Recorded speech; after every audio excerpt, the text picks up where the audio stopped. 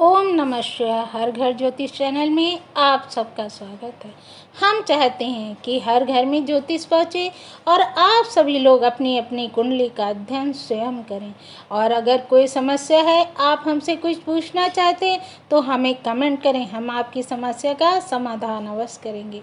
आज हम कन्या लग्न की चर्चा कर रहे हैं। आप सभी हमारे साथ बने रहें और हमारे चैनल को लाइक सब्सक्राइब अवश्य करें।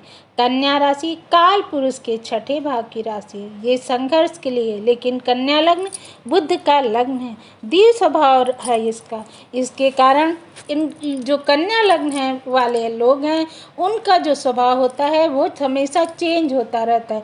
अभी बहुत खुश थे, अभी थोड़ी देर में नाराज दिखाई देंगे। अभी आपके लिए उनके मन में कुछ और विचार थे, थोड़ी देर में आपके लिए उनका जो विचार है वो फिर से चेंज हो गए। ये पृथ्वी तत्व के कारण इनकी जो सहन शक्ति होती है वो बहुत अधिक होती है। इनका प्रतीक चिन्ह होता है एक लड़की नाव में सवार है, एक हाथ में गेहूं की बालियां हैं और दूसरे हाथ में लालटेन है। ये मानव सभ्यता के विकास को दर्शाता है, प्रकाश देने वाली है, समस्याओं को बहुत जल्दी सुलझाने वाली राशि है। नाव में सवार होने का मतलब है आप निरंतर अग्रसर रहते हैं, आप अपने पथ पर अपने मार्ग में निरंतर चलते रहते हैं। आप गेहूं का मतलब है पोषण करना, आप अपने घर का, परिवार का, आप अपने कुटुंब का, आपसे जो भी रिलेटेड लोग होते हैं उनको यदि कोई समस्या होती है तो आप उनका पोषण करते हैं। आपका स्वामी बुध है, बुध अच्छा हुआ तो आपकी बुद्धि बहुत अच्छी होगी, आप बहुत चतुराई से दूसरे के अंदर की बात निकलवा लेंगे, लेकिन आप जो हैं अपनी बात को दूसरों को नहीं बताएंगे। आप जो भी कार्य करते हैं वो बहुत ही छुपा के कार्य करते हैं, जो कोई जान ही नहीं सकता, गुप्त रूप से आप कार्य करते हैं। आपके अंदर अच्छी भावनाएं मौजूद हैं, जीवन में संघर्ष आपका होता है और बीमारियां रह सकती हैं। बेवजह आपको कोर्ट कचहरी के भी चक्कर लगाने पड़ते हैं। कैलकुलेशन आपकी बहुत अच्छी होती है, आप शारीरिक श्रम नहीं करते हैं, लेकिन बुद्धि के श्रम द्वारा आप अच्छा कार्य करते हैं। आपकी बुद्धि इतनी तेज होती है और मैनेजमेंट बहुत अच्छा होता है, आप अपने मैनेजमेंट के द्वारा बहुत अच्छा कार्य कर लेते हैं।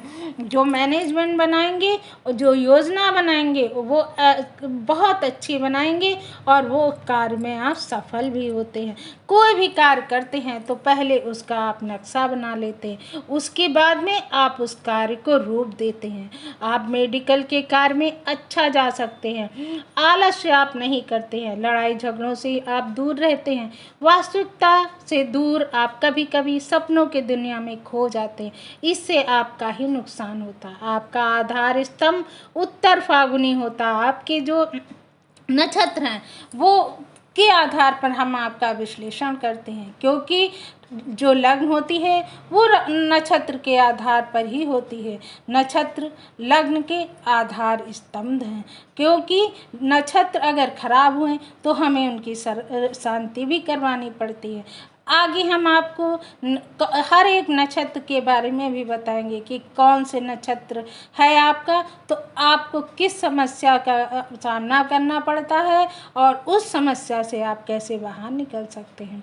अभी तो हम सिर्फ कन्या लग्न पर चर्चा कर रहे हैं, अगर उधर जाएंगे तो हमारा वीडियो बहुत लंबा हो जाएगा।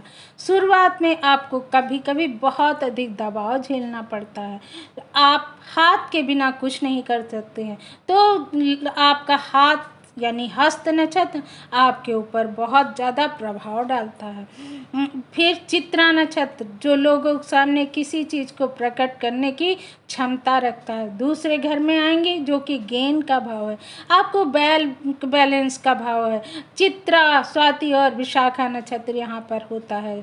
बंधु बांधवों का आपको सहयोग प्राप्त होता है। मंगल के में से आपको प्रतिस्पर्धा मिलती है। आपको राहु का षड्यंत्र जो है वो विजय प्राप्त कराता है। आप जो सोचेंगे वो आपकी गुरु के कारण पूरा होगा। आप डबल माइंडेड हो सकते हैं, कुटुंब आपका कभी साथ नहीं देगा। आपको जो पैतृक संपदा है वो अवश्य मिलेंगी, क्योंकि आपका जन्म ही सिंहासन के लिए होता है।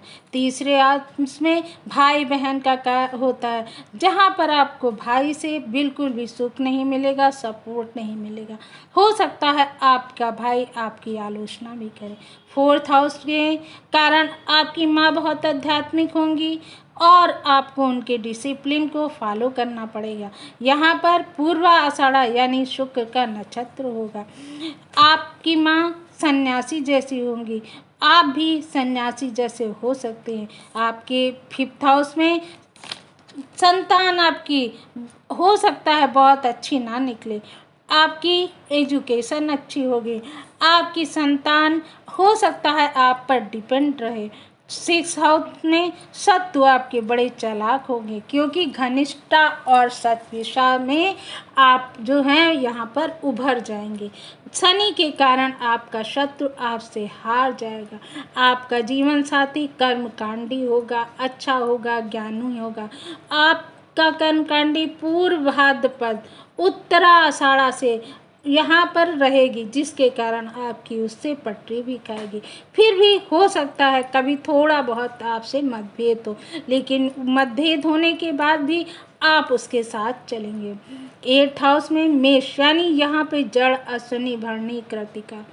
जड़ कौन है? मेष राशि है, जो लोगों को आप जो हैं हरा देंगे। यहाँ पर आप मेडिकल से जुड़ेंगे, आपको लग्जीरियस लाइफ मिलेगी। सूर्य से आगे से जो रिलेटेड कार्य आप करेंगे वो सब यहाँ पर आपको लाभ देंगे।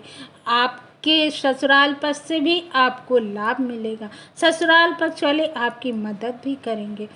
भाग्य में कृतिका, भरणी और मृगशिरा है, यानी भाग्य के लिए आप अपने पिता पर डिपेंड रह सकते हैं। भाग्य आपका किस तरह से जो है जागृत होगा, जब आप अपने पिता के साथ जुड़े रहेंगे। टेंथ हाउस में कर्म का है, यहाँ पर मृगशिरा, आर्द्रा और पुनर्वसु रहेंगे। कभी कभी कर्म नहीं करेंगे आपको, तो अगर आप कर्म नहीं करेंगे तो यहाँ पर आपको अच्छा लाभ भी नहीं मिलेगा। आपका जो कार्य है वो सुचारू रूप से नहीं चलेगा। आपके कार्य से लोगों आपकी आलोचना करेंगे, आप दूसरों को शिक्षा देंगे, लेकिन अगर आप उसी कार्य को अच्छे से करेंगे तो आपको भी बहुत प्रशंसा मिलेगी। बुद्धि, व्यापार, कैलकुलेशन, टीचिंग, कोचिंग, बैंक के कार्य इस सब में है, तो यहाँ पर आपको 11th हाउस से इन सब कार्यों से लाभ होगा। पुनर्वसु, पुष्य, अश्लेषा 3 नक्षत्र मिलेंगे। पुनर्वसु यानी आप किसी भी कार्य को एक बार नहीं करेंगे, बार बार करते रहेंगे। आप अपने जीवन में कार्य के लिए लगातार बदलाव करते रहेंगे, एक ही कार्य पर आप डिपेंड नहीं रहेंगे। कार्य के लिए आपको संघर्ष करना पड़ेगा। 12th हाउस में आपका आत्मा का बोध कराने वाला होगा। जीवन का लक्ष्य आपका आत्मा से परमात्मा को जाना है, यही आपका पूरा जीवन चक्र है। आप धार्मिक होंगे और अपने विचारों को अच्छे से दूसरे के सामने रख सकेंगे।